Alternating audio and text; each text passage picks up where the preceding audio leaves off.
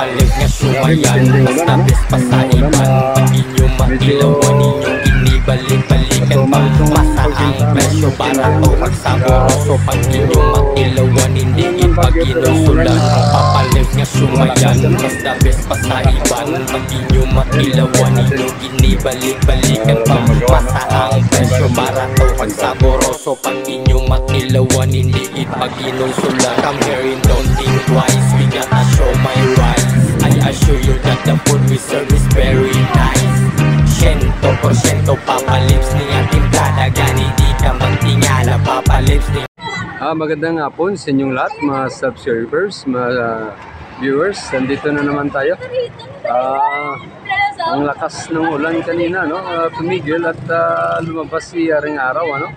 Mabuti naman at tayo makapagbinta, no? Kasama ko dito muli yung aking mga kasamaan, si Jusa, si Wingwing. No, dito rin si Jack Lord. Jack Lord, kumusta? Kumusta? Ayos lang? Paano pag-aaral mo? Pinatapos na? Tapos na. Nag-aaral to si Jack Lord eh. So, ngayon nandito na naman siya. Balik negosyo na naman si Jack Lord.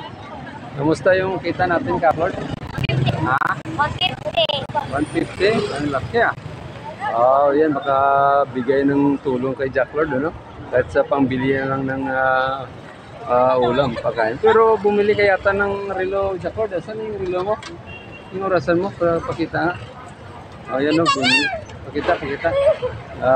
Bumili siya kasi siyempre yung bata dala laruan na lang at saka matuto magtingin ng oras, ano? Okay, so patuloy ang pagtitinda natin, tumigil ang ulan at tayo ay makapaghanap buhay. So dito kami ngayon, naghihintay kami na makatransfer doon sa harap ng isang mall kasi 5 o'clock pa rin yung pinapayagan doon eh. So before 5 o'clock, nandito muna kami, naghihintay ng customer. No? Okay, hintayin natin mag-alas 5, lilipat na kami. Guys, tanong natin si Wingwing, no? Nawala yung cellphone niya kapon, kawawa naman.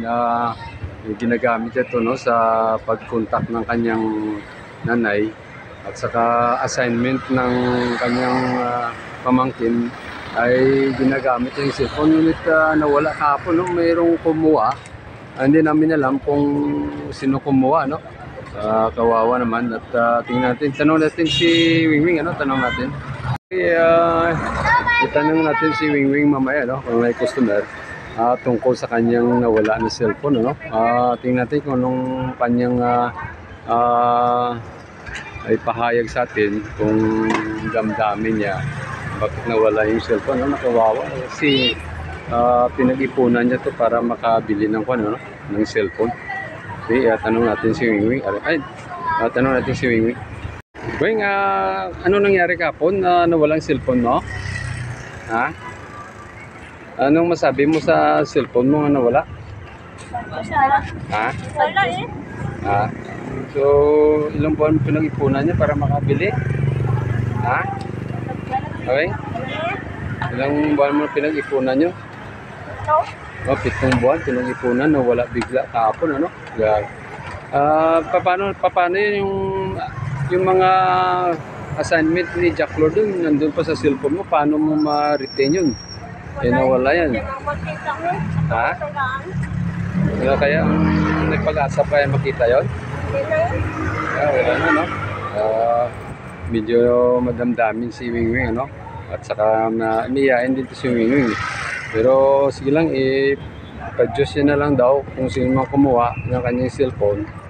Sana mabalik, ano? Kasi ginagamit ni Wingwing yan sa kanyang mga assignment na kanyang pamangkin. Kasi siya nagtuturo sa pamangkin niya. Wing, yun ang masabi mo na nawala yun? Ano masabi mo? Makita kayo yun? Yan na. Sige. Wala na. Sige, ito na natin, ano? Pa-Diyos naman niya. At saka, yan ang pamangkin niya, oh, na pinapaaral. Si Wingwing napapaaral ito kay Jack Lord, eh. So, lahat ng assignment na kanyang nilagay sa cellphone, nandun doon. Kawawa, nung kumuha, wala namang natin kung bakit walang kanya. Walang pan dito. Awa, no? Sige. Yeah, ito na.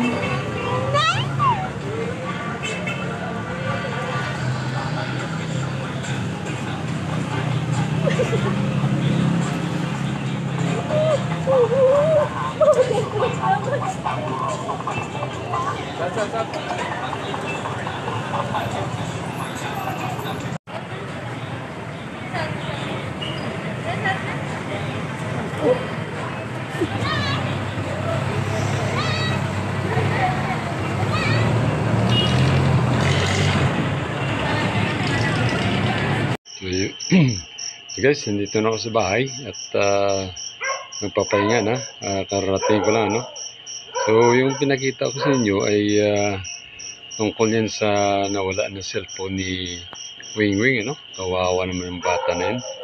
Kasi talagang pinag-ipunan niya yung cellphone na yan para meron siyang gagamitin sa pag-aaral ng kanyang pamangkin. Kasi yung mga assignment at saka yung pag-contact sa ng teacher ay nandyan sa nakasalalay sa cellphone, ano? So hindi namin alam kung sino kumuha ng cellphone niya. Alam mo naman pag sa sidewalk, ano, talagang nandyan yung mga temptasyon, daming temptasyon, ano? So ay pag-pray na natin kung ano pa ang mangyayari, na God will provide muli sa kay Wing Wing.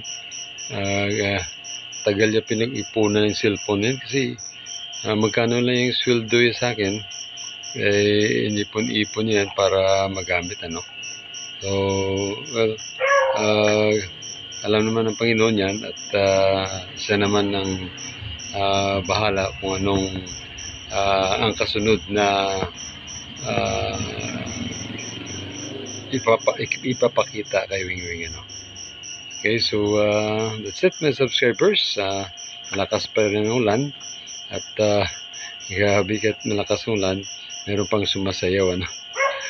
Yung mga bata na yan at saka yung babae na yan sumasayaw sa ating tugtog na Tilawi. Okay, so once again, thank you so much for your watching, and God bless you all, and we'll see you in the next vlog.